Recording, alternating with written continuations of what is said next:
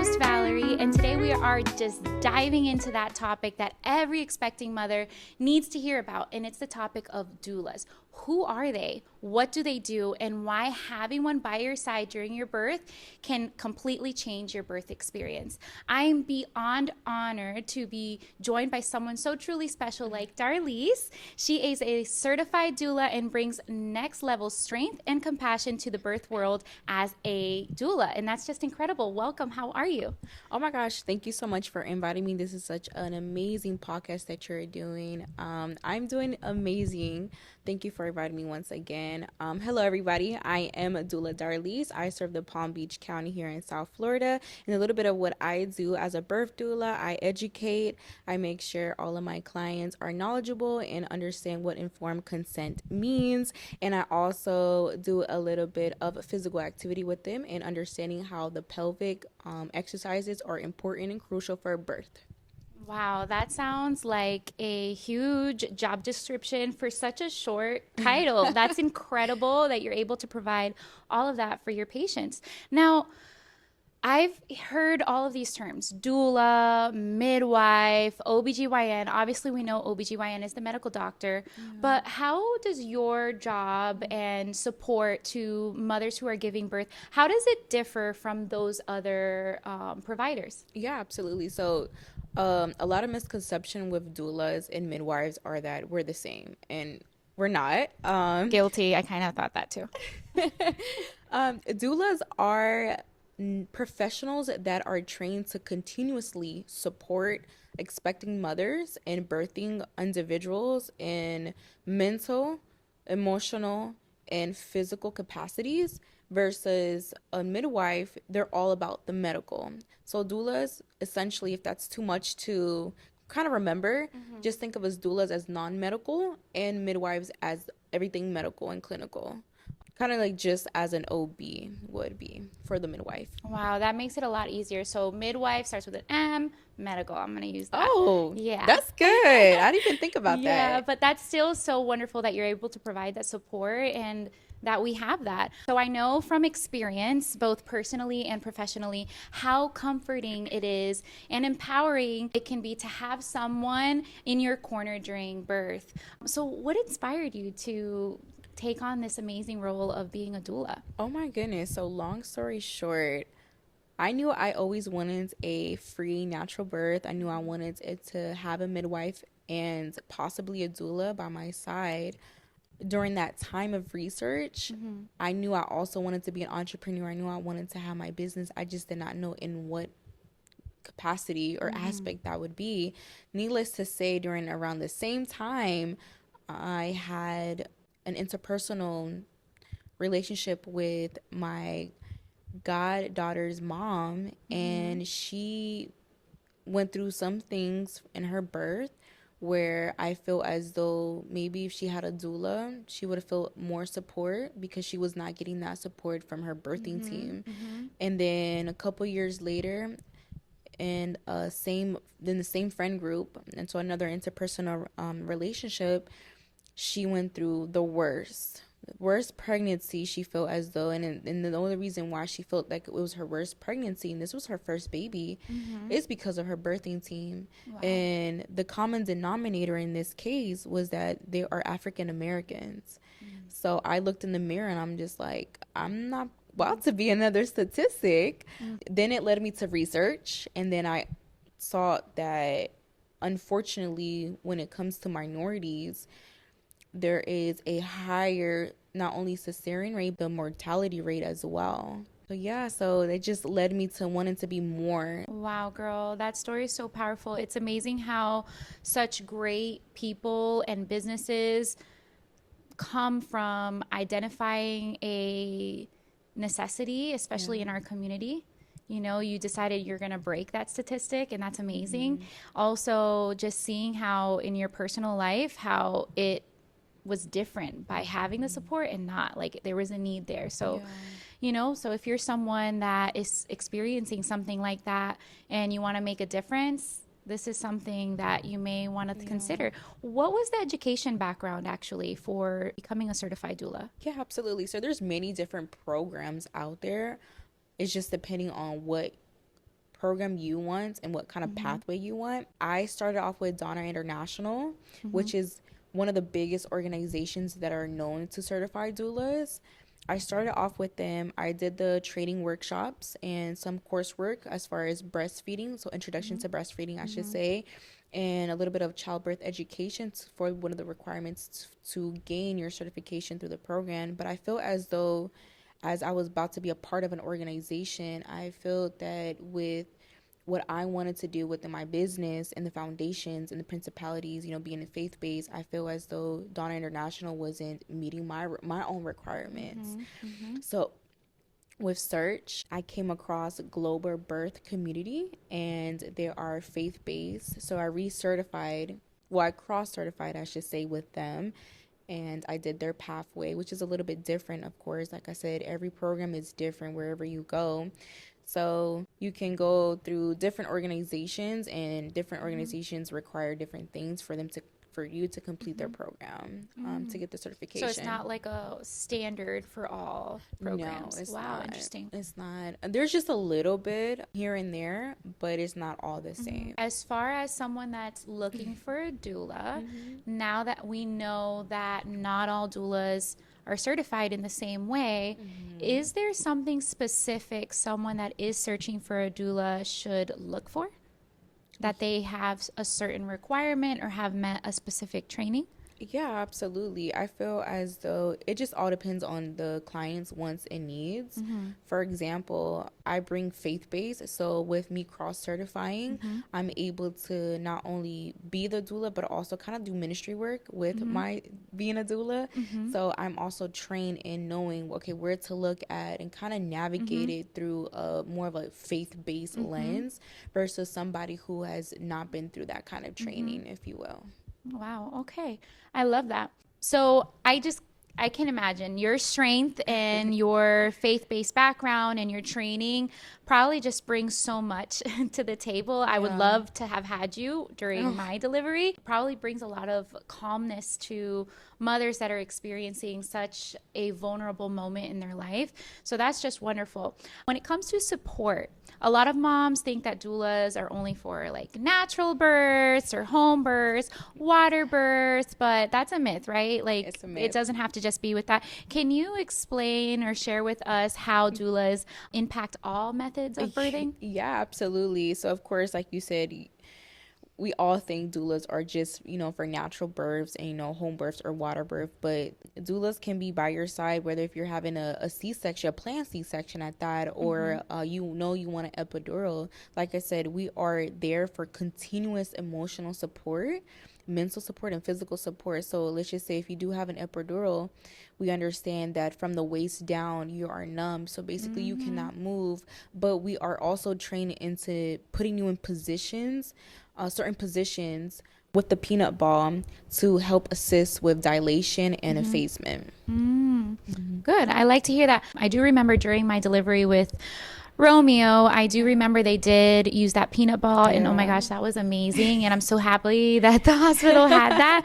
But I'm sure you have a ton of little tricks and things that you can suggest and recommend moms that probably hospitals or, birthing centers may not have if you don't have a doula or somebody with that type of training. So that's really good to know. So as far as C-section, did you mention anything about helping with C-section? Yes. You actually just had an experience. We were did. talking about I that. did. So tell us. Yeah, absolutely. So whether if it's a planned C-section or an unplanned C-section, I feel as though for moms, it's more so just providing continuous support emotionally at that time, especially if they were planning to have a natural birth and it goes like not planned. So mom, of course, is distraught and she's emotionally heartbroken, right? So how am I going to help mom in a sense of, let's bring her back to a positive viewpoint. Let's bring her back into the positivity, right? So, because we understand like the mind can go just negative and negative. So how can we bring her back to being positive and make this experience, continue to be better, continue to be the journey that she wants, right? Despite a little bit of bump in the road. So with that said, doulas or myself, we are so impactful in that sense.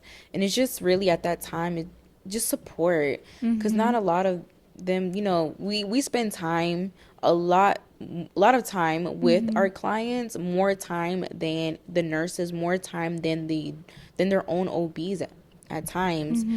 So we understand that at a more interpersonal capacity, to where we can communicate interpersonally versus a nurse that she just met, right? And I feel as though at that time is more so of the continuity of care and a face that she recognizes at that point. Yeah, so there's definitely like a benefit in having a prior relationship. Yeah. You trust this person, you know her body because you've been seeing her pregnancy since the beginning most times.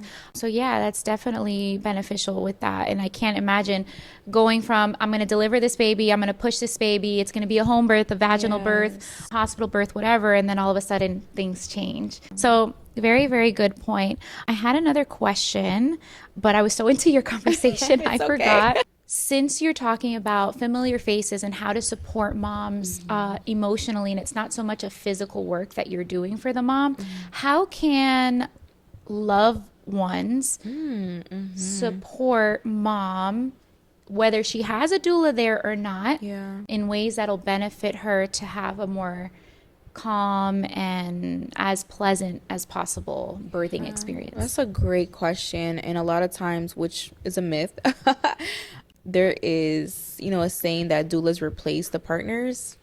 Not at all. We work with the partners. We work with anybody that mom wants us to work with as well. With that being said, it's more so of the education, especially when it comes to male partners, because they're in the unknown. They're not really understanding of what's going on with the woman's body, especially during pregnancy and the hormones. So it's really more so of like education at that point, and just making sure that, the partner understands when it comes to the emotional and mental support. And then physically is really, once again, education, but more so hands-on, and understanding that, okay, we can use these different comfort measures or these different like position techniques to relieve, contraction pain. So when you book a doula, it is possible that the doula can also help teach loved ones how to do this? Absolutely. And I actually encourage, if the spouses can be in participation, or whoever is the primary support or secondary support, I like to say, I encourage mom to invite whoever she thinks is going to be at her side, bedside manner. I invite them to be at the prenatal visits, because once again, it's all about the education. It's very encouraging. The more you know about the pregnancy, the more you know what to do. Yeah. So if you're a husband that's watching this, please be there for your wife and learn as much as possible through this experience. We know that sometimes it's hard to go with moms to their doctor's visits. There's so many of them, but the more involved you are, the more beneficial it will be on that big special day. This is going to be the only birthday of that child, and each experience is different, and you want to be there to support your wife. Yes, absolutely. Awesome. I love it. The video games can wait, guys. The video games can definitely wait, right? Yeah. Okay. So no matter the setting, as we established, every birth deserves that support. So definitely, partners, be there for your wives, right? Now, for expecting moms listening who might be on the fence, what are the top reasons someone should consider hiring a doula? I feel like we kind of answered that a little bit. And what changes when a doula is in the room? So first, let's break it down. Okay. What are the top reasons someone should hire a doula? Ready, set, go. Top reasons somebody should hire a doula is the continuity of care. First and foremost, having somebody who's going to advocate for you, and somebody who's going to present all the facts and evidence-based education, and not somebody who's going to just push an ideology onto you or a textbook situation. I've seen that. Yes. So, and unfortunately with us women, especially in the minority community, it happens more. So really just being an advocate for the client. Yeah, I love that.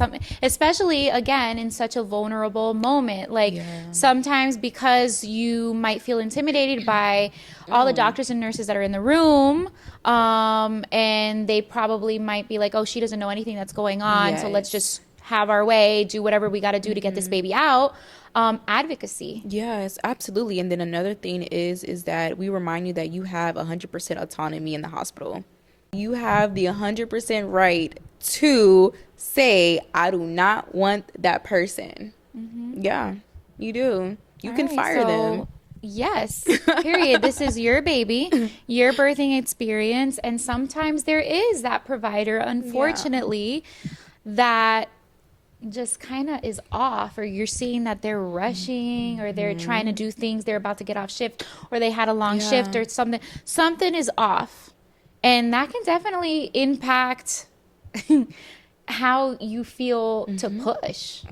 Oh, yeah. Baby may Absolutely. not even want to come out. Absolutely. Your body's like, no, I don't want to push right now because this doctor isn't having it today. Yeah. So that's good. Now as far as what changes when a doula is in the room, I haven't seen a doula in action. I would love to see you in action one day. That would be amazing. Yeah, I But would. as far as when a doula is in the room, how do things change? Do providers that are there, especially hospital births, do they change a certain way when you're like, "Hi, I'm the doula"? Like what changes? So the environment does change ever so slightly, especially in hospitals where doulas don't want to be welcomed in. And how would it change is that they understand that there's an extra pair of eyes watching my every move. So let me not be sneaky. And if they try to, not on my watch. That's what I'm talking I'm about. top flight security. Okay. That's what I'm talking about. So that you see, I wish I would have had you. My birthing experience was really great. Yeah. I had really great nurses, my doctor. But again, I've only given birth once. So what if that really wasn't the best experience? Thankfully, Yeah. everything was good. But what if my experience could have been better if I would have had a doula? So it's good to know that there's that extra support. Yeah, absolutely. And another thing to have in mind is that when the nurses are not in the room attending to you, your doula is. So whatever you need and I can access it, I'm going to do that for you. Good. So it's kind of like I'm playing a little bit of nurse without the whole medical side of it, and I'm also being your doula. So it's like if you need extra blankets, I'm telling the nurses, hey, my client needs extra blankets, she's a little bit Yeah. cold. Or whether that be, moving her around, especially if she hasn't gotten the epidural, I'm moving you around so we can get baby lower. So I think it's within those moments that nobody's there checking in with you, like those periods of time, you still have a person. Once again, that continuous support. I love that. Now, what can you tell me about informed decisions?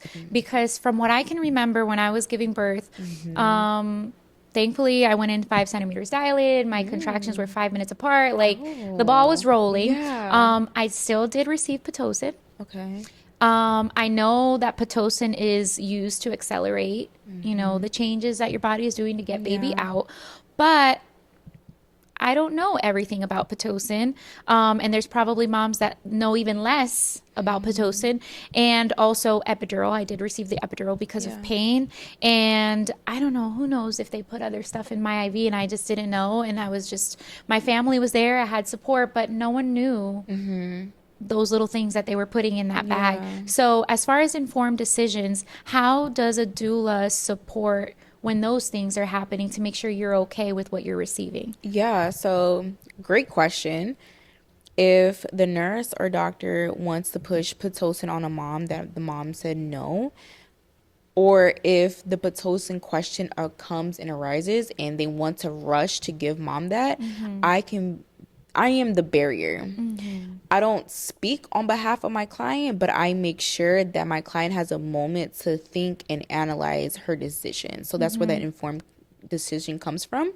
And of course, educating on the tactics and the fear tactics that unfortunately some doctors and OBs and nurses do. So it's just really just being, like I said, a set of eyes and a barrier for my client to have a moment to think. Sometimes you just have to step in as a doula and say, hey, respectfully, my client, she needs a time to process and to see if she really wants to outweigh her situations or if she wants to consider the Pitocin or or the epidural. Respectfully. Respectfully. That's what I'm talking about. And I have another question. Yeah. So as far as those mothers that have this beautiful birth plan, it's highlighted in different colors, it's beautifully written, it's got all of these little notes, and we're just like, this is how my birth is going to go. Like, this is what I want. What if there's some changes? Yeah. Things change with the delivery, and they do decide, okay, I guess I do need to get a Pitocin, or maybe I do want the epidural. Like how would you comfort them in feeling like, hey, like that decision is okay. Like, don't feel bad because that's not what you had on your birth plan. Like, how does that, how do you support in that situation? Yeah, once again, amazing question. So in that aspect, I make sure we have a conversation beforehand, which is during the prenatal visits, and then of course during that moment, and I kind of revisit, is this a decision that you really want to do? Is it based off on emotion? Is it based off of you thinking all of a sudden that you can't do it, that or your body's not able to do what it's supposed to do? Between her answers, I kind of outweigh the situation myself, and I analyze if it would be a good fit for the client. But at the end of the day, it's all about what the client wants and needs.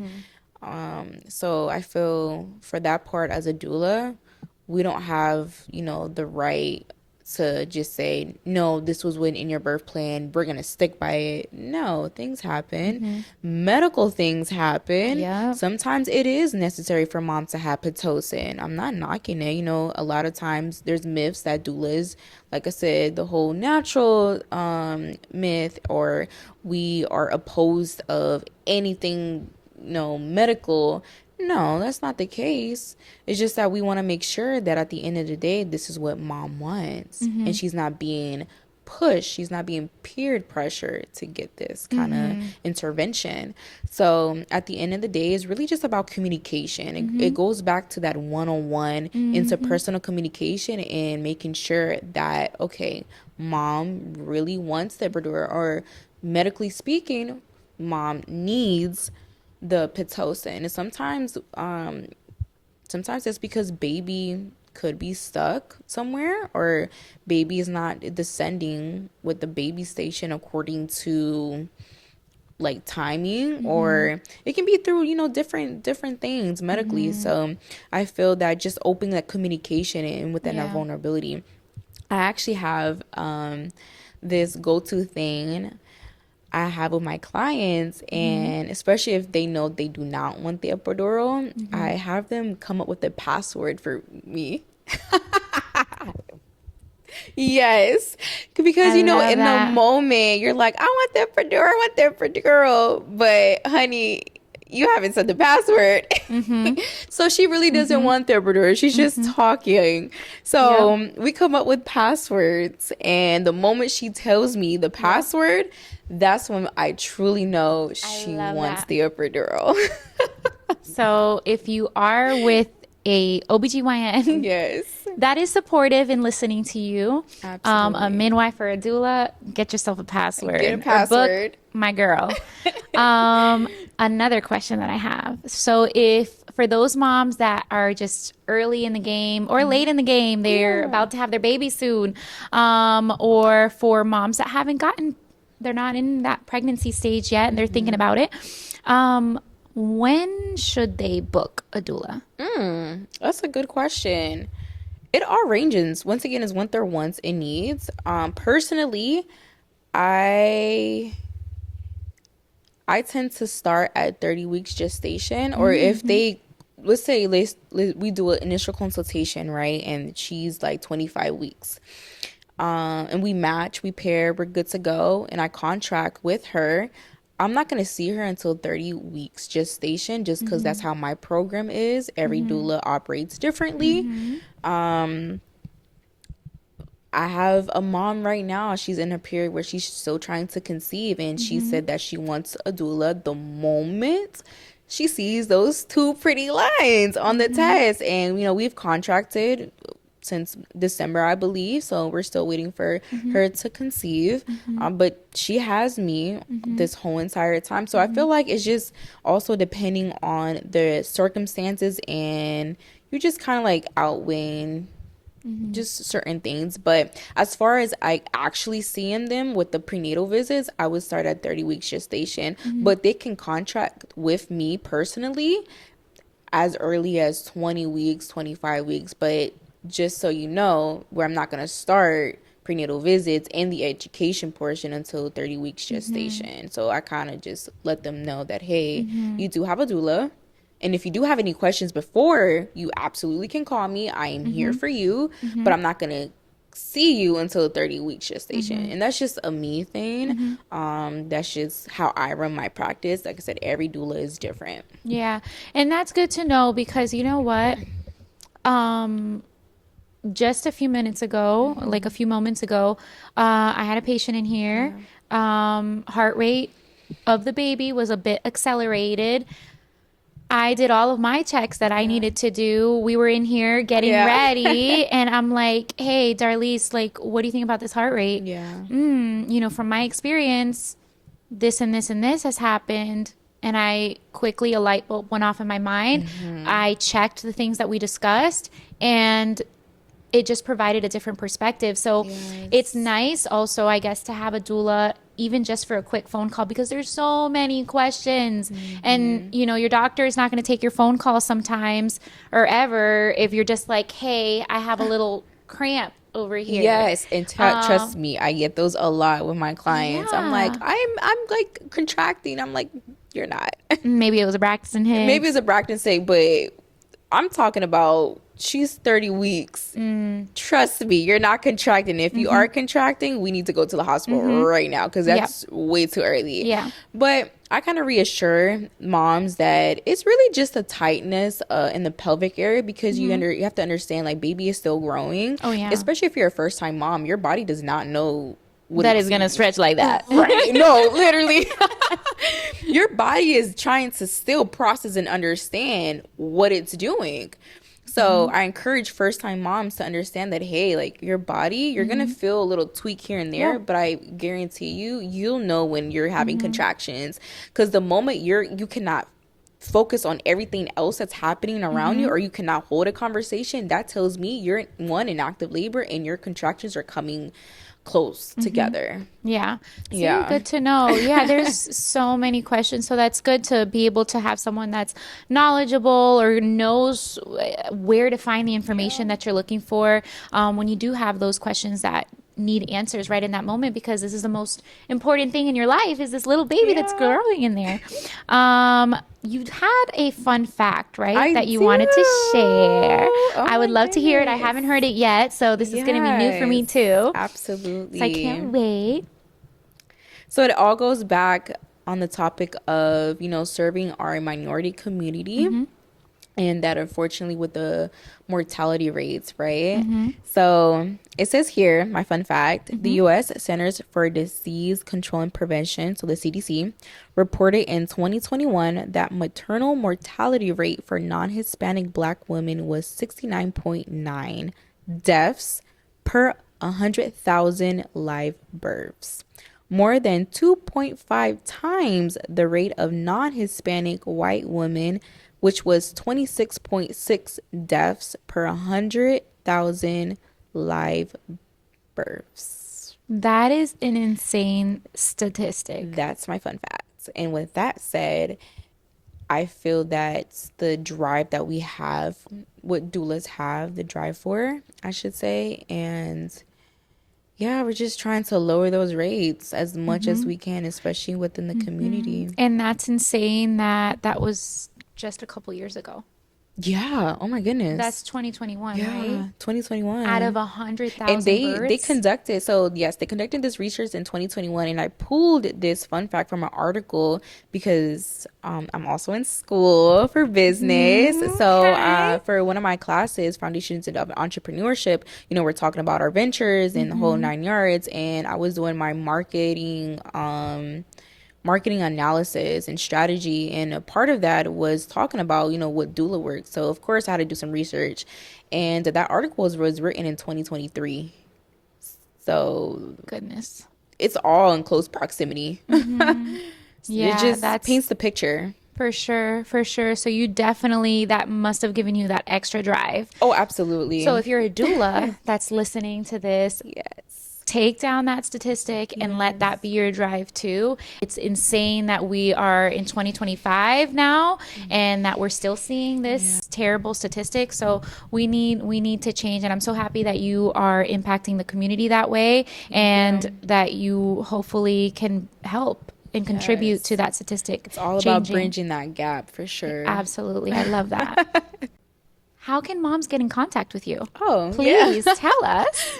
Moms can get in contact with me via social media. So my Instagram is Serenity's Doula LLC. We'll leave it in the comments. Yes. And then also my website at www.serenitiesdoulallc.com. Absolutely. This has been such a beautiful and eye-opening conversation, Darlise. Thank you so much.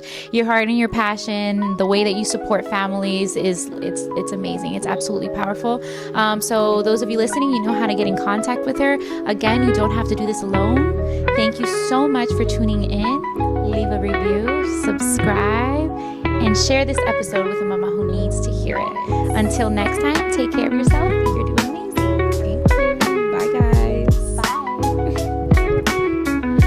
Now let's check the edit.